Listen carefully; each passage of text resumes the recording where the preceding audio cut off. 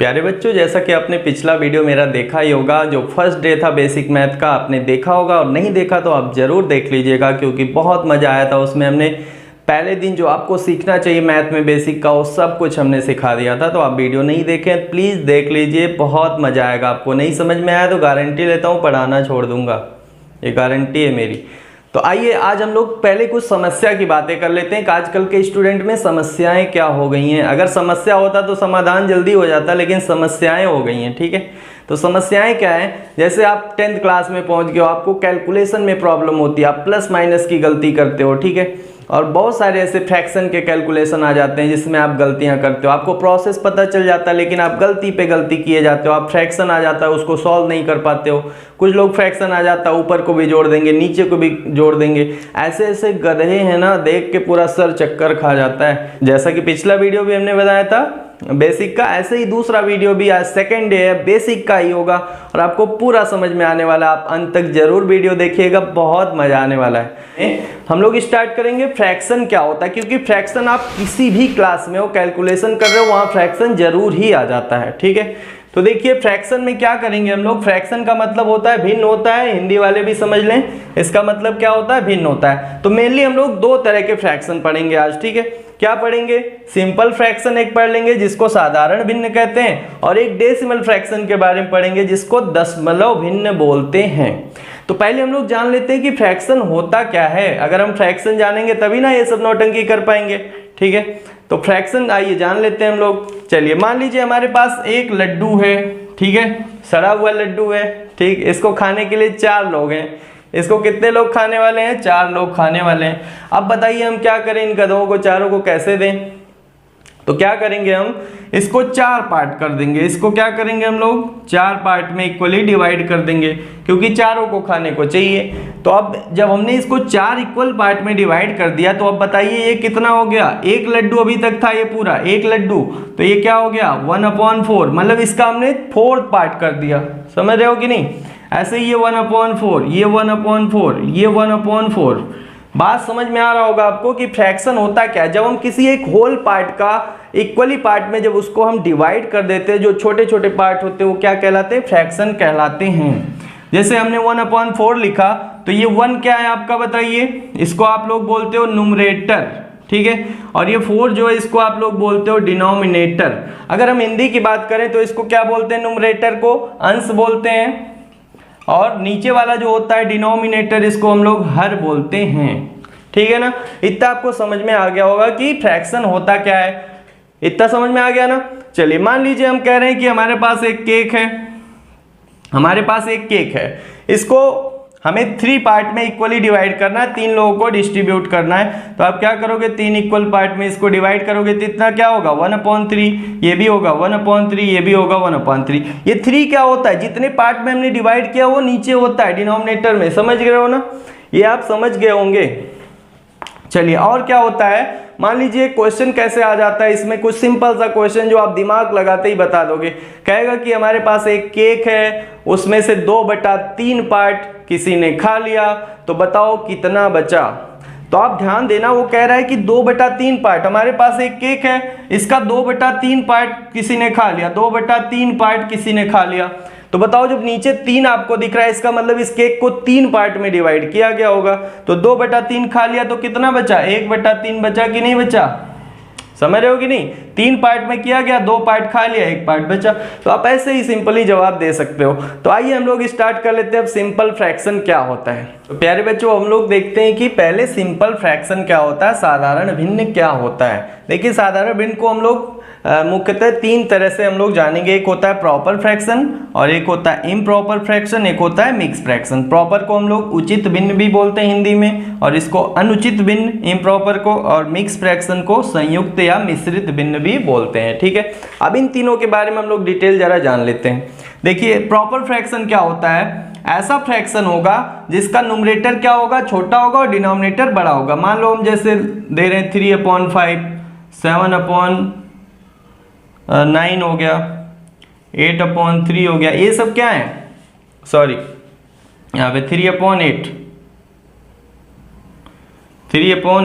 ये सब क्या है, प्रॉपर फ्रैक्शन में क्या होता है, न्यूमरेटर छोटा और डिनोमिनेटर हमेशा बड़ा होता है। इतना समझ गए आप ना, मतलब न्यूमरेटर जो होगा वो छोटा होगा डिनोमिनेटर से। और क्या होता है देखो, इम्प्रॉपर फ्रैक्शन क्या होता है, अनुचित भिन्न किसे कहते हैं हम लोग, जिसका न्यूमरेटर बड़ा होगा, जैसे 7/3 हो गया, 9/4 हो गया, 12/5 हो गया, ये सब क्या है, अनुचित भिन्न, जिसको हम लोग इम्प्रॉपर फ्रैक्शन बोलते हैं। ठीक है ना, मतलब आप समझ गए, इसमें क्या होगा, न्यूमरेटर जो होगा वो बड़ा होगा डिनोमिनेटर से, समझ रहे हो। ऐसे ही देखो मिक्स फ्रैक्शन क्या होता है, मिक्स फ्रैक्शन किसे कहेंगे हम लोग, जैसे हमने मान लीजिए हम ऐसा लिख दें 2/3/4 या 4/5/6, ये सब क्या है, मिक्स फ्रैक्शन होते हैं। ठीक है ना, अब देखिए कैसे इसको और लिखा जा सकता है। 2/3/4 को आप ऐसे भी लिख सकते हो 2 + 3/4। अगर 2 + 3/4 लिखा और ऐसे लिखा, बात एक ही है, ये आप बिल्कुल ध्यान से अपने दिमाग में बैठा लो। यही गलतियां करते हैं हम लोग, 2 + 3/4 लिखा तो उसको भी ऐसे ही ट्रीट करोगे जैसे कि ये, ऐसे ही मान लो 4/5/6 है, इसको भी कैसे ट्रीट करोगे, 4 + 5/6 लिख दोगे, बात एक ही है। और देखिए इसको आप रीड कैसे करते हो, आप इसको हिंदी में 2 सही 3/4 लिखते हो या 4 सही 5/6, लेकिन इंग्लिश में क्या बोलते हो, 2/3/4, ये होल नंबर है अकेला और ये 3/4। ठीक, चलिए इतना समझ गए आप ना मिक्स। अब देखो प्यारे बच्चों, कुछ हम लोग केस स्टडी कर लेते हैं। मान लीजिए ये फ्रैक्शन लिखा हुआ है, तो आप इसको देखते ही पहचान जाओगे ना कौन सा ये फ्रैक्शन है, इम्प्रॉपर है, प्रॉपर है या मिक्स है। तो आप देखते ही जान जाओगे 9/4 है, न्यूमरेटर बड़ा है, डिनोमिनेटर छोटा है, इसका मतलब इम्प्रॉपर है, मतलब अनुचित भिन्न है। तो इसको आप मिक्स में अगर कन्वर्ट करना है तो कैसे करोगे, ध्यान से देखना आप लोग। क्या करोगे आप लोग, 9 में 4 से डिवाइड कर दोगे। ये अभी हम थोड़ा प्रोसेस आपको बता रहे हैं, आप दिमाग में ही कर लोगे फटाफट, बस देख जाओ। देखो 4 2 जा क्या हो जाएगा, 8 हो जाएगा, और माइनस करोगे तो 1 बचा, मतलब वो ये 1 जो बचा है क्या है आपका, रिमाइंडर है, शेषफल, और ये आपका कोसेंट आ गया, और ये होता है डिवाइजर, जिससे आप डिवाइड करते हो। तो क्या फार्मूला होता है, कोसेंट, यहाँ पे रिमाइंडर, यहाँ पे डिवाइजर। कोसेंट का मतलब क्या हो गया, भागफल, और रिमाइंडर मतलब शेषफल, और जिससे डिवाइड किया वो डिवाइजर होता है, मतलब भाजक। ठीक है, जिससे हम लोग डिवाइड किया। तो कोसेंट आपका कितना आया बताइए, 2 आया, रिमाइंडर कितना आया आपका, 1 आया, और डिवाइजर कितना आया आपका, 4 आया, मतलब 2/1/4 इसको हम लोग लिख सकते हैं अगर हम लोग मिश्रित में बनाना चाहें तो। ठीक है, अब आप ध्यान देना कि जो इम्प्रॉपर फ्रैक्शन होते हैं उसी को आप मिक्स में कन्वर्ट कर सकते हो। मान लो आपके पास 3/4 है, ये क्या है, प्रॉपर फ्रैक्शन है, इसको क्या आप कन्वर्ट कर सकते हो मिश्रित फ्रैक्शन में, मिक्स फ्रैक्शन में नहीं कर सकते हो इसको। तो आप बिल्कुल ध्यान देना कि आप इम्प्रॉपर फ्रैक्शन को ही मिक्स में कन्वर्ट कर सकते हो और मिक्स को इम्प्रॉपर में कन्वर्ट कर सकते हो। अच्छा मान लो आपके पास 3/4/5 लिख दे, कहे कि आप इसको किस में कन्वर्ट करो, इम्प्रॉपर में करो। तो आप क्या करोगे, 5 3 जा 15 और 4 को ऐड कर लोगे, 15 4 19/5। अच्छा यही चीज हमने आपको बताया कि इसी को ऐसे लिखा जा सकता है ना, 3 + 4/5, ऐसे ये लिखा जा सकता है। ठीक है ना, तो क्या करोगे आप, 5 3 जा 15 और प्लस कर लेना है 4 को, 5 3 जा 15 और 4 19, और नीचे जो था 5 वही रहेगा। तो बात एक ही है, चाहे आप डायरेक्ट कर लो 5 3 जा 15 और 4 19, और नीचे जो था वो नीचे ही रहेगा। तो समझ गए ना आप ये कन्वर्ट करना। चलिए अब कुछ क्वेश्चन देख लेते हैं हम लोग, प्रॉब्लम कहाँ आती है बच्चों को। और लाइक जरूर कर दीजिए, आप लाइक जरूर ठोक दीजिए, क्योंकि ये लाइक जब आप करोगे आपके दोस्तों तक वीडियो पहुंचेगी, अब सब लोगों को फायदा मिलने वाला है। आप एक तरह से हमारे फैमिली मेंबर हो, हमारी यूट्यूब फैमिली हो, तो आप जरूर लाइक करिए और सपोर्ट करिए हमें, आपको बहुत ही आगे तक ले जाने वाले हैं, आपको कोई प्रॉब्लम नहीं होने वाली है मैथ में। बच्चों आइए हम लोग थोड़ा केस स्टडी करते हैं, कुछ क्वेश्चन लेके देखते हैं कि किन क्वेश्चन में आपको प्रॉब्लम होती है एक्चुअली में। देखिए कुछ लोग क्या करते हैं, जैसे हम ऐड और सब्ट्रैक्ट देख लेते हैं कैसे होता है इसमें। तो कुछ लोग करते क्या है कि ऊपर वाले को ऐड कर देंगे या सब्ट्रैक्ट कर देंगे, नीचे वाले को भी ऐड या सब्ट्रैक्ट कर देंगे, वो सबसे बड़े गधे होते हैं। ठीक है, क्या करना होता है आपको, 7/3 है, +11/3 है, -14/3 है। तो इस कंडीशन में आपको देखना है कि डिनोमिनेटर आपका सेम है, मतलब हर जो है वो समान है। तो इस कंडीशन में आपको 3 रख देना है नीचे। ठीक है, तीनों सेम है। अब क्या करना आपको, ऊपर वाले को जो ऐड हो रहा है ऐड कर देंगे, जो सब्ट्रैक्ट होगा सब्ट्रैक्ट। तो 7 और +11 और -14, तो क्या आ जाएगा इसका आंसर बताइए, 7 और 11 जोड़ोगे आप 18 आ जाएगा, 18 में से 14 निकाल लो तो क्या आएगा 4/3 आएगा। तो 4/3 को आप चाहो तो मिक्स में भी कर सकते हो, 3 1 जा 3 और 1 बच गया और नीचे जो था वही होगा 1 होल अप 1/3 भी लिख दो इसको, क्योंकि 3 1 जा 3 1 4/3। ठीक है। ऐसे ही देखिए दूसरा क्वेश्चन है आपके सामने, ये क्या दे दिया आप मिक्स फ्रैक्शन में दे दिया है, तो आप कैसे इसको करोगे, तो 7 2 जा 14 और 3 ऐड कर लेंगे तो 17/7 प्लस ऐसे 7 5 जा 35 और 1 ऐड कर लेंगे 36/7 माइनस है तो माइनस लगा दिया 7 और 3, ये तो मिक्स में है नहीं तो ऐसे ही राइट कर दो आप, छाप दो। तो क्या करोगे अब फिर यही काम करोगे आप, सेम है डिनोमिनेटर सेम है तो आप क्या लिख दोगे इसको 17 36 और इन दोनों को ऐड करोगे इसको माइनस कर लोगे, मतलब 7 क्या हो जाएगा नीचे डिनोमिनेटर में 7 होगा और 17 और 36 आप ऐड कर दो, कितना हो जाएगा 53 और माइनस यहाँ पे 3 है तो -3, तो 3 निकाल लोगे क्या बचा 50/7, तो 50/7 का मतलब क्या हो जाएगा अगर मिक्स में करोगे तो 7 7 जा 49 और 1 बचा 7, मतलब अभी ये मिक्स में भी आप तुरंत कर सकते हो जैसा कि अभी पिछला हमने आपको बताया। चलिए एक क्वेश्चन और देख लेते हैं, 3/4 है प्लस 7/6 है, तो ऐसे कंडीशन में अब अलग अलग है तो आप दो तरह से कर सकते हो, या तो इसका एलसीएम ले लो, एलसीएम तो आप तुरंत निकाल सकते हो, 4 6 का एलसीएम क्या हो जाएगा बताइए, 4 और 6 है इसका एलसीएम क्या हो जाएगा 12 होगा ना।